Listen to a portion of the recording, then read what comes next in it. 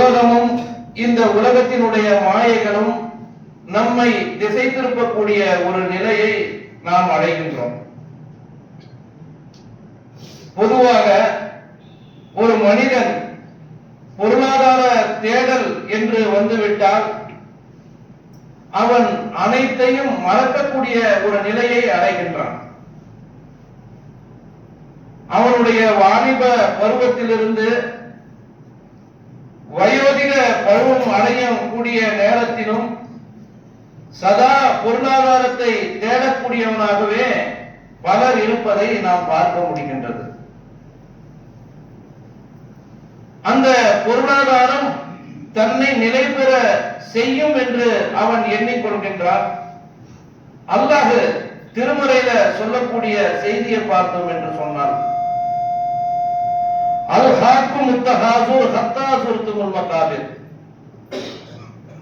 மனிதன் அவனுடைய வாழ்க்கையை தன்னுடைய பொருளாதார தேவையை தேடுவதற்காகவே அமைத்துக் கொண்டான். அந்த தேவை அவனுடைய வாழ்க்கையை திசை திருப்பி விட்டது அப்படின்னு அல்லாஹ் சொல்றான். அதே நேரத்தில் திருப்பியும் சொல்றான், கல்லா சௌஃப தஅலமூன் சும்ம கல்லா சௌஃப தஅலமூன், அவ்வாறல்ல நீங்கள் அறிந்து கொள்ளுவீர்கள், பின்னரும் அவ்வாறல்ல நீங்கள் அறிந்து கொள்ளுவீர்கள். கல்லாலும் தஅலமூன இல்மல் யகீன், நீங்கள் உறுதியாக அறிவை கொண்டு உணரும் போது நீங்கள் நரகத்தை காண்பீர்கள் அப்படின்றான். தன்னுடைய வாழ்க்கையை பொருளாதாரத்தை தேடுவதற்காக நீ அர்ப்பணித்துக் கொண்டாய் என்று சொன்னால், இறுதி முடிவு நீ தெளிவாக அறிந்தால் உனக்கு காத்திருக்கக்கூடிய ஒரு தங்குமிடம் நரகம் என்று அல்லாஹ் சொல்லக்கூடிய விஷயத்தை பார்க்கலாம். அந்த அளவுக்கு ஒரு மனிதனுடைய அந்த பொருளாதார மோகம் அவனை மறுமையை இழக்கக்கூடிய ஒரு காரியத்தை அடைய வைக்கக்கூடியதாக இருப்பதை நாம மறந்துவிட முடியாது. நம் உள்ளுணர்வும் சில நேரங்களில் பொருளாதார மோகத்தின் பால் திரும்பக்கூடியதாகத்தான் இருக்கும். மனுஷனை பலகீனமாத்தான் அல்லாஹ் படைச்சிருக்கிறான். ஒரு சிலர் பார்த்தா ரொம்ப எஸ்டிமா, சாப்பிட கூட மாட்டாங்க, நேரத்துக்கு சாப்பிட மாட்டாங்க, தொழுக கூட நேரத்துக்கு தொட மாட்டாங்க, ஓடிக்கிட்டே இருப்பாங்க. என்னன்னு தெரியாது, நிறைய வச்சிருப்பாங்க. ஆனா அவங்களுடைய ஓட்டம் எல்லாம் பொருளாதாரத்தை நோக்கி இருக்கிறதையே நாம பார்க்கலாம். என்னடா இப்படி இருக்கிறாரு அப்படின்னு சொல்லக்கூடிய அளவுக்கு ஒரு நல்ல ட்ரெஸ் போட மாட்டாரு, நல்ல ஒரு நிலையில செலவு கூட பண்ண மாட்டாரு, ஆனா சேர்த்துக்கிட்டே இருக்கக்கூடிய ஒரு நிலைய பார்க்கலாம். அல்லாஹ்வுடைய தூதர் அவரை பார்த்து தான் சொல்றாங்க, ஆதமுடைய மனிதன் இருக்கிறான்ல, அவனுக்கு தங்கத்தாலான ஒரு நீரோட இருந்ததுன்னா என்ன பண்ணுவானா, இரண்டாவது ஒரு நீரோட இருக்கக்கூடாதா அப்படின்னு கேட்பான். நம்முடைய உள்ள எப்படி சிந்திக்கும் தெரியுமா? நமக்கு சொர்க்கம் தான் வேணும் அப்படின்னு ஒரு முயற்சியில நாம இருந்தோம்னு சொன்னா, சொர்க்கத்தை நோக்கி நாம பயணித்தோம் என்று சொன்னால், எந்த நேரத்துல தொழுவது, யாருன்னா உதவி கேட்டு வந்து அவங்களுக்கு உதவி செய்வது, இன்னும் பிற செயல்களை செஞ்சுக்கிட்டு இருக்கணும். ஏன் இன்னமும் ஆமாலும் பின்னியா செயல்கள் யாரும் என்ன பண்ணுது, எண்ணங்களை கொண்டே நிறைவேறுதுன்னு அல்லாஹ் தூதர் சொல்லி இருக்கிறாங்க. ஆனா ஒரு சிலர் என்ன பண்ணுவாங்க, அவங்களுடைய எண்ணம் ஒரு கடையை வச்சுட்டோம், அடுத்தது இன்னொரு கடைக்கு போகும். ஒரு வீடு வாங்கிட்டோம், அது நமக்கு போதாது, இன்னொரு வீட்டை நோக்கி போவோம். இப்படின்னு போய்கிட்டே இருப்பாங்க, அதுக்கு எல்லையே இருக்காது. இந்த சீசன் வியாபாரம் முடிஞ்சதுன்னா ஏதாவது வாங்கி போட்டுடணும். பொருளாதாரத்தை சேர்ப்பது தப்பு இல்லை, நாம புரிஞ்சுக்கணும். என்னடா இது பொருளாதாரத்தை சேர்க்கக்கூடாதுன்னு இஸ்லாம் சொல்லுதா அப்படின்றதெல்லாம் நமக்குள்ள கேள்வி வரும். அந்த பொருளாதாரம் இறை வழியை மறக்கக்கூடியதாக இருப்பது என்று சொன்னால் அந்த பொருளாதாரம் எனக்கு தேவை கிடையாது, எனக்கு மறுமைதான் முக்கியம் என்று நாம எண்ணணும். அதுக்கு தான் அல்லாஹ்வுடைய தூதர் சொல்றாங்க, அவனுடைய வாய் தான் வாய் மண்ணை நிறைப்ப வரை அந்த ஆசை அவனுக்கு போவாது. எப்படி சொல்றாங்க பாருங்க, எவ்வளவு கண்டிப்பான ஒரு வார்த்தை. நீ மௌத்தா போறவர்கள் இப்படி தாண்டா கிடப்ப அப்படின்னு சொல்லுவாங்கல்ல, அப்படின்னு அல்லாஹ்வுடைய தூதர் சொல்றாங்க. அவருடைய அந்த ஆசை எப்ப அடங்குன்னா அவர் மூத்தா போறக்கூடிய நேரம் வரையும் அது அடங்காது அப்படின்னு சொல்றாங்க. நாம எதெல்லாம் ஆசை வைப்போம்ட்டு அல்லாஹ் திருமறையில பட்டியல் போடுறான். பெண்கள், ஆண் பிள்ளைகள், திரட்டப்பட்ட வெள்ளி குவியல்கள், மிக அழகாக கட்டப்பட்ட குதிரைகள், கால்நடைகள், விளை நிலங்கள், இவைகள் எல்லாம் என்ன இதனுடைய கவர்ச்சி என்ன? மத்தாவுல் ஹயாத்து துன்யா, இந்த உலகத்தினுடைய கவர்ச்சிகள் தான். அல்லாஹ் நாம எதெல்லாம் விரும்பி ஆசைப்பட்டு வாங்குவோமோ, அடைய முயற்சி செய்வோமோ, இதெல்லாம் என்ன உலகத்தினுடைய கவர்ச்சி தான் அப்படின்ட்டு அற்ப சுகம் தான் அல்லாஹ்வுடைய திருமறை வசனம் நமக்கு சொல்லுது. அதுக்கு தானே ஓடுறோம், இந்த அம்சத்துக்கு தானே நாம போறோம். அந்த இப்படியான ஒரு அம்சத்தை அல்லாஹ்வுடைய தூதரும் அவர்களோடு உடன் இருந்தவர்களும் இருந்திருந்தாங்கன்னா இன்னைக்கு நமக்கு இந்த மார்க்கம் கிடைக்காது. இன்னைக்கு உட்கார்ந்து இருக்கிறோம், தொழணும்னு நாட்டத்தை ஏற்படுத்திக்கிறோம். நபிகள் நாயகம் ஸல்லல்லாஹு அலைஹி வஸல்லம் அவர்கள் எவ்வாறு வாழ்ந்தார்களோ அப்படி வாழ வேண்டும் என்ற ஒரு எண்ணத்துல நாம இருக்கிறோம். இவ்வளவும் கிடைச்சது எதனால? அன்னைக்கு உலக நலம் மறந்து, தன்னலம் மறந்து மறுமை நலம் வேண்டும் என்ற ஒரு நிலையை அன்றைக்கு இருந்த மக்கள் இருந்ததால் தான் இன்னைக்கு இஸ்லாம் நமக்கு கிடைச்சது. அதே நேரத்துல நமக்கு கிடைத்த இந்த இஸ்லாமை சரியான முறையில நாம அணுகி அதன்படி வாழ்றோமான்ட்டு ஒவ்வொருத்தரும் கேள்வி கேட்க வேண்டிய ஒரு நிலையில இருக்கும். இவ்வளவு ஓடுறோமே, இவ்வளவு நாம சம்பாதிக்கிறோமே, இவ்வளவு நல்லா இருக்கணும்னு நினைக்கிறோமே, அதனால் எதையாவது நமக்கு தள்ளி போட முடியுமான்றத சிந்திக்கணும். மரணத்தை தள்ளி போட முடியுமா? நம்ம வரக்கூடிய நோயை தள்ளி போட முடியுமா? எதையாவது தள்ளி போட முடியுமா என்று சொன்னால் எதையும் தள்ளி போட முடியாதுன்னு தான் இஸ்லாம் சொல்லுது. நாம உணர்வோம். ஒரு பொருளை அடையறதுக்கான முயற்சி எடுப்போம், ஓடுவோம், கைக்கு வராது. அல்லாஹ் நாடல சொல்றோம்ல. பழமொழி சொல்லுவாங்க, என்ன தடவி உருண்டாலும் ஒற்ற மண்ணு தான் ஒட்டணும் சொல்லுவாங்க. அது மாதிரி தான் மனுஷன் என்னவோ இந்த உலகத்தை கட்டி ஆள போறன்ற ஒரு கணக்குல அவனுடைய வாழ்க்கையை இதற்குள் ஷைத்தான் காட்டிய வழி பிரகாரம் அமைத்துக் கொள்கின்றான். கடைசியில மறுமையை விடக்கூடிய விஷயத்தை பார்க்கலாம். அல்லாஹ் சொல்லி காட்டுகின்றான். எப்படி சொல்றான் பாருங்க, வயலுள்ளி புள்ளி ஹுமசத்தில் ஹுமசா, பொய் சொல்லி புறம் பேசி திரிபவர்களுக்கு கேடுதான் அப்படின்னு சொல்லிட்டு, அல்லதி ஜமா மாலஹு வஅத்ததா, அவன் பணத்தை திரட்டுகின்றான், அதை கணக்கிட்டும் கொள்கின்றான். காசை எடுக்கிறான், கல்லாவில போட்டு காசை வச்சுக்கிட்டு அதுக்கு அடுத்து எண்ணி பார்ப்பான். கட்டா வைக்கக்கூடிய ஒரு நிலையத்தான் அல்லாஹ் சொல்றான். அவன் என்ன சொல்லிட்டு அதுக்கப்புறம் சொல்றான், அன்ன மாலஹு அகலதா, என் பணம் என்னை நிலைக்க செய்யும் நினைக்கிறான். இந்த உலகத்துல நான் கட்டி ஆளணும்னு நினைக்கிறான். அவ்வாறல்ல, அவன் நரகத்தை கருகுவான், அவன் நரகத்தில் கருகுவான். நீ சேர்த்து சேமிச்சு வை, நல்லதே செய்யாத, அதை உள்ள எடுத்து வச்சுக்கிட்டேன்னு சொன்னா உனக்கு நரகம் தான் என்று அல்லாஹ் சொல்லி காட்டக்கூடிய விஷயத்தை பார்க்கலாம். அதைத்தான் அல்லாஹ்வுடைய தூதர் சொல்றாங்க. ஆதமுடைய மகன் சொல்கின்றான், எனது பணம், என் காசு.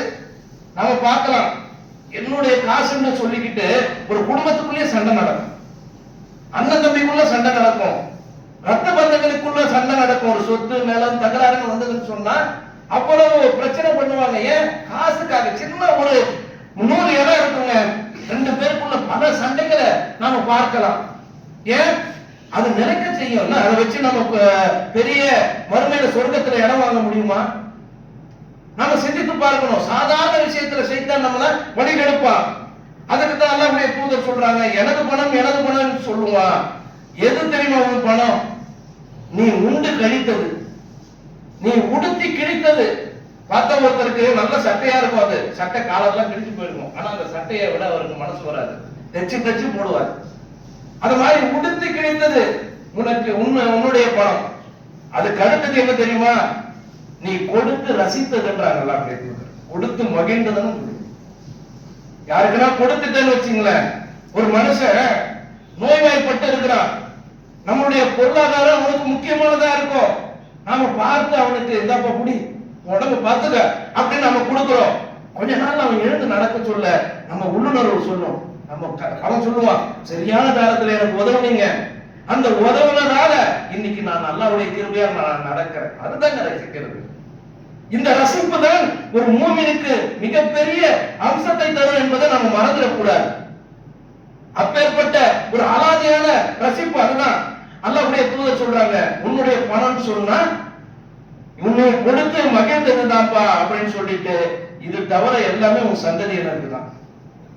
நிறைய பேர் கொடுத்து யாருக்கும் கொடுக்காம கஞ்சத்தனமா வாழ்ந்துட்டு சரியான முறையில் அந்த சொத்தை சரியா மரண சாசனமும் செய்யாம மூத்தாய் போடுவாங்க, குடும்பத்துல சண்டை போடுவாங்க பாருங்க, அப்படி கிடக்கும்.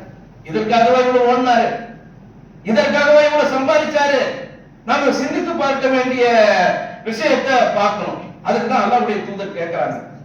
ஒரு நேரத்துல ஒரு சஹாபியை பார்த்து, உங்களுடைய பணத்தின் மீது உங்களுக்கு ஆசையா, இல்ல உங்களுடைய வாரிசு பணத்தின் மீது உங்களுக்கு ஆசையா அப்படின்னு கேட்கிறாங்க.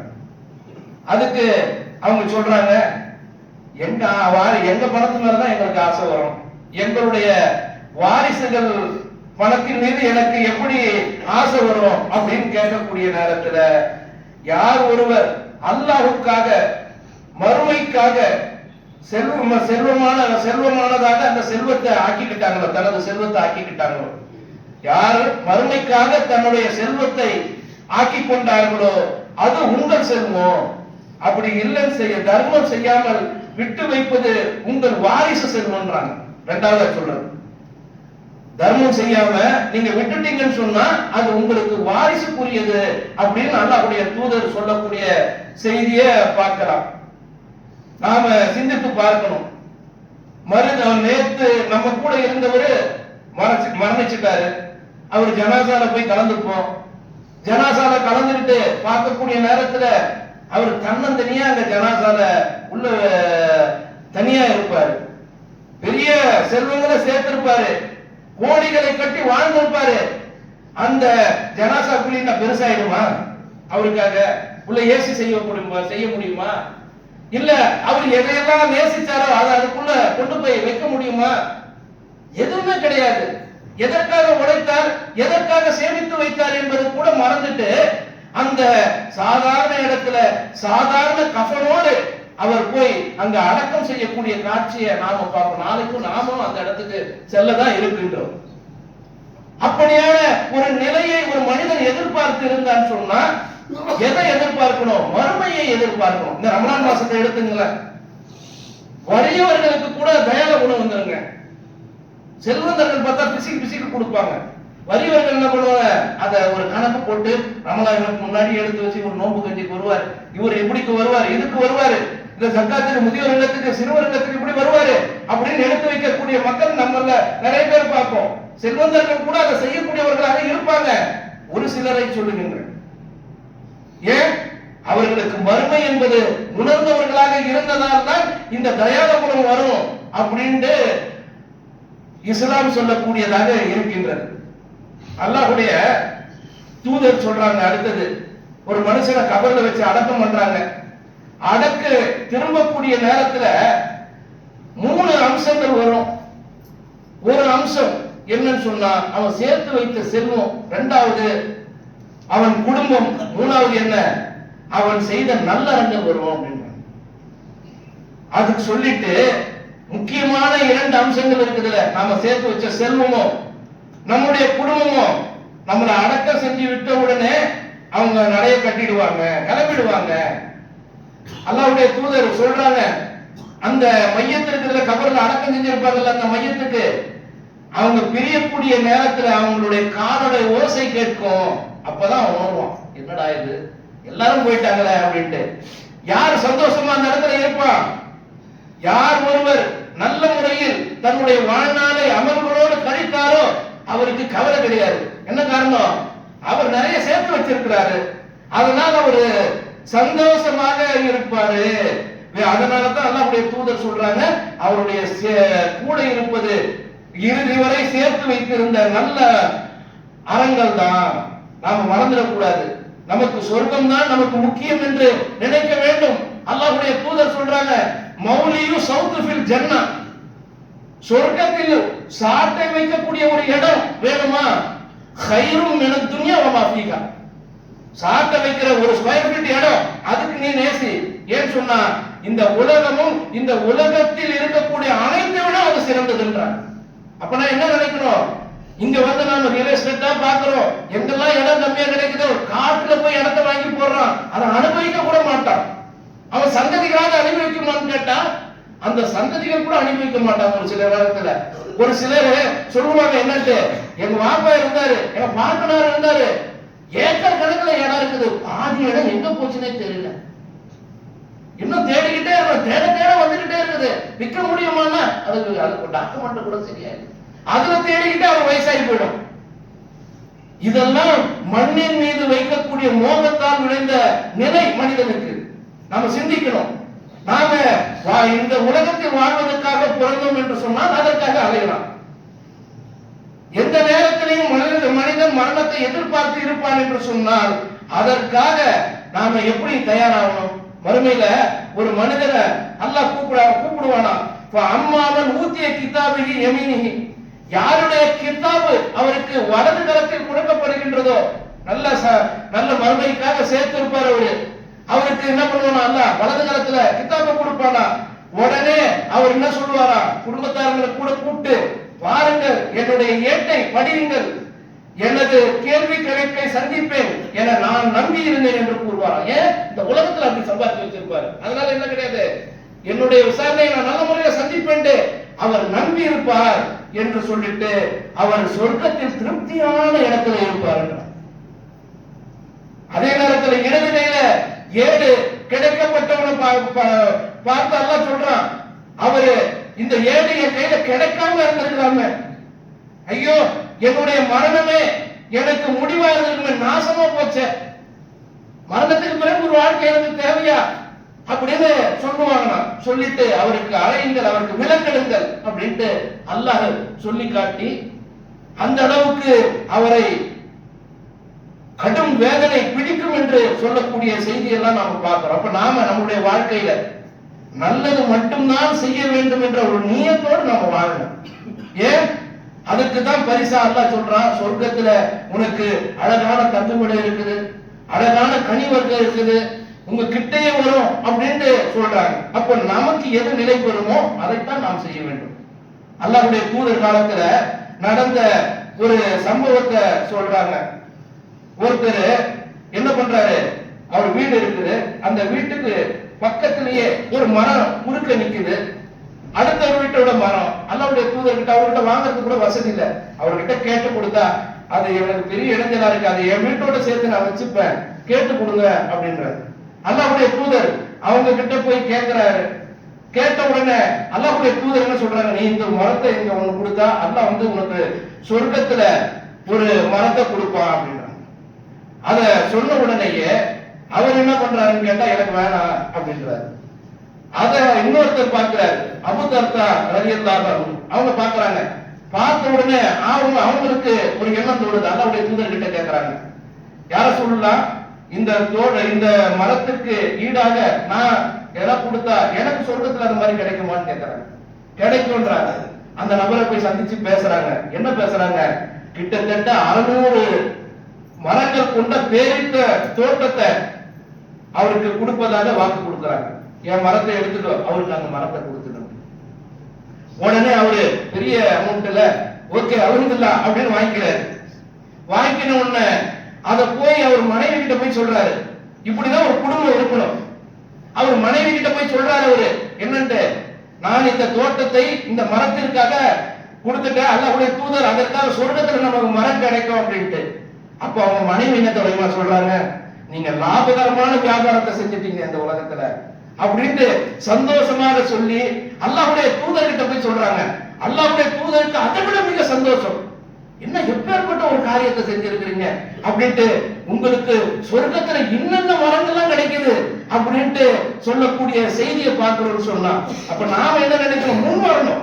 ஒரு ஆள் கிட்ட ஒருத்தர் போய் கேட்கிறாரு, நம்ம பார்த்துக்கிட்டே இருக்கிறோம். நாமளும் சில இடங்கள்ல போவோம், ஒருத்தர்கிட்ட அவர்கிட்ட 500 ரூபாய் கிடைக்கணும் கொஞ்சம் இருப்போம், தூரம் இருந்து ஒருத்தர் பார்த்துக்கிட்டே இருந்து என்ன வசூலுக்கு வந்திருக்கீங்கன்னா அப்படிங்க 1000 ரூபாய் 10,000 ரூபாய் தான் அப்படிங்க அப்படின்னு அவங்களுக்கு அதனுடைய அருமை தெரியுது, சொர்க்கத்தினுடைய வெயிட் தெரியுது. தங்கத்தின் மதிப்பு நமக்கு தெரிந்தது என்றால் அதை கீழே போட மனசு வருமா? வராது. அது மாதிரி மறுமையினுடைய மதிப்பை நாம் உணர்ந்தோம் என்று சொன்னால் அதுதான் மறுமைக்கு உண்டான வழி.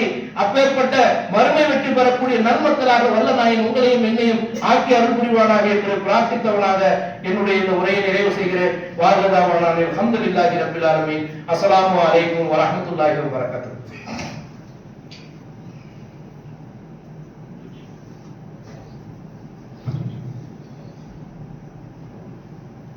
அன்பிற்குரிய எல்லாம் வல்ல அல்லாஹ்வின் நல்லடியார்களே, சென்ற வாரம் ஜும்மாவில் உங்களுக்கு அறிவிச்சிருப்பாங்க. இந்த வார ஜும்மா வசூல் தமிழ்நாடு தௌஹீத் ஜமாத் மாநில தலைமைக்காக அதனுடைய அழைப்பு பணிகளுக்காக வசூல் செய்ய இருக்கின்றது. தமிழகம் முழுவதும் இந்த வசூல் இந்த ஜும்மா மாநில தலைமைக்கு வருடம் செல்லக்கூடியதாக இருக்கும்.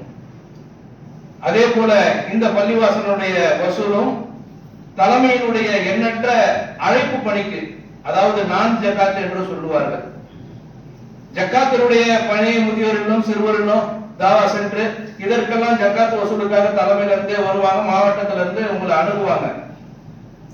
இந்த வசூலை பொறுத்தவரை மட்டும் தலைமையில் நடக்கக்கூடிய எண்ணற்ற தாவா பணி, தலைமை பள்ளிவாசலாக இருக்கட்டும், மாநில தலைமை இயங்குதுன்னு சொன்னா அதில் பல ஊழியர்கள், அந்த ஊழியர்களை வைத்து பல்வேறு நல்ல காரியங்கள் செய்யக்கூடியது. அழைப்பு பணின்னு சொன்னா சாதாரணமா நாம தெருவா ஒரு ஆளை போய் சந்திக்கிறத காட்டிலும் இணையதளங்கள் வாயிலாக பல்வேறு அழைப்பு பணிகளை நாம மேற்கொள்றோம். அதனுடைய இயங்குதல் அங்கதான் இருக்குது. பல்வேறு ஷரியத்து தீர்ப்பாயங்கள் மூலமாக பல்வேறு குடும்ப பிரச்சனைகளை தீர்த்து வைக்கக்கூடிய ஷரியத்து தீர்ப்பாயம் இருக்கின்றது. புத்தகங்கள், எண்ணற்ற புத்தகங்கள் தலைமையில பாத்தீங்கன்னா அந்த அலுவலகத்துக்கு சென்றீங்கன்னா தெரியும், புதிய புதிய வெளியீடுகள் வந்துகிட்டே இருக்குது. நாம பொருளாதாரத்தை கணக்கிட்டு பார்த்தோம்னு சொன்னா மாத இதழாக இருந்தாலும் சரி, சின்ன பிற புத்தகங்களாக இருந்தாலும் சரி, நமக்கு வரவுக்கு மேல செலவு இருப்பாங்க.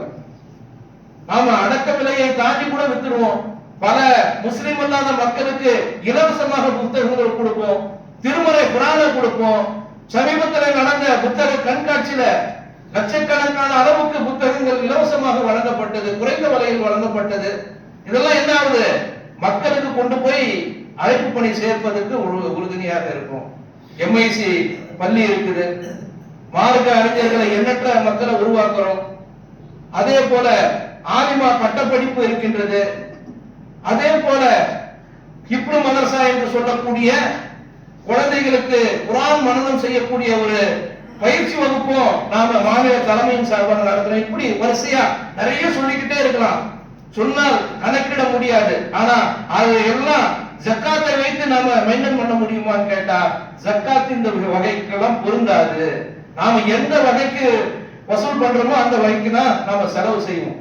அந்த அடிப்படையில இது மாதிரி ஜும்மாவுல நீங்க கொடுக்கிற 5ல இருந்து 10ல இருந்து 100ல இருந்து 1000ல இருந்து வரக்கூடிய பொருளாதாரத்தை வச்சுதான் ஒரு 6 மாசத்துக்கு ஓட்ட வேண்டிய சூழ்நிலை இருக்கும். ஜக்காத்துனா அவங்களுக்கு கடமை எடுத்து கணக்கிட்டு கொடுத்துருவாங்க, அந்த அழைப்பு போயிடும் அவங்களுக்கு. ஆனா அதே நேரத்துல ஒரு தான தர்மம்ன்றது சதக்கா என்பது நம்ம விரும்பி கொடுக்கக்கூடிய ஒரு செயல். அப்போ இந்த மாதிரியான ஒரு நல்ல காரியங்கள்ல நாம ஈடுபட்டன உங்களால் ஒருவர் நேர்வழி பெற்றார் என்று சொன்னால் சிவந்த ஒட்டகம் கிடைப்பதை விட மேலானதுன்றாங்க அல்லாஹ்வுடைய தூதர். என்ன பெரிய ரோட்ஸ் ராய் காரு நம்ம கைக்கு வந்ததுனா கூட அதை எவ்வளவு சந்தோஷப்படுவோம், அதை விட மேலானதுன்னு அல்லாஹ்வுடைய தூதர் சொல்றாங்க. அப்ப இந்த மாதிரியான வகைக்கு நாம செலவு செய்யணும். அல்லாஹ்வுடைய தூதர் மறுமை நாள்ல மனிதன் நிற்பான், அவனை பார்க்கறதெல்லாம் நரகமா தெரியும். அப்போ அல்லாஹ்வுடைய தூதர் சொல்றாங்க, இத்தக்கு அன்னார் வர திசைக்கு தமிழ் பேரித்தம்பலத்தின் சிறிய கொட்டையேனும் கொடுத்துட்டு என்ன பண்ணு, உன்னுடைய நரகத்திலிருந்து நீ பாதுகாத்துக்க அப்படின்றாங்க. அந்த அளவுக்கு சொல்றாங்க. அப்போ நாம நரகத்திலிருந்து விடுதலை ஆகக்கூடிய மிகப்பெரிய ஒரு கேடைய நோன்பு. அந்த நோன்பு காலங்கள்ல தான தர்மங்களை வாரி அழைச்சாங்கன்னா அல்லாஹ்வுடைய தூதர் பெரிய செல்வந்தர் கிடையாது, அப்படி காத்து வீசுற மாதிரி தான தர்மங்களை வாரி இறைப்பாங்கன்னு சொல்லி சொல்லி இருக்கிறோம் ஹதீஸ்ல பிரகாரம். அந்த அடிப்படையை உணர்ந்தவர்களாக நாமும் நம்மளால் இயன்ற தான தர்மங்களை செய்து சொர்க்கத்திற்கு சொந்தக்காரர்களாக ஆகும் என்று பிரார்த்தித்தவனாக என்னுடைய இந்த உரையை நிறைவு செய்கிறேன். வாதிரு தாவானானே அல்ஹம்துலில்லாஹி ரப்பில் ஆலமீன். அஸ்ஸலாமு அலைக்கும் வரஹ்மத்துல்லாஹி.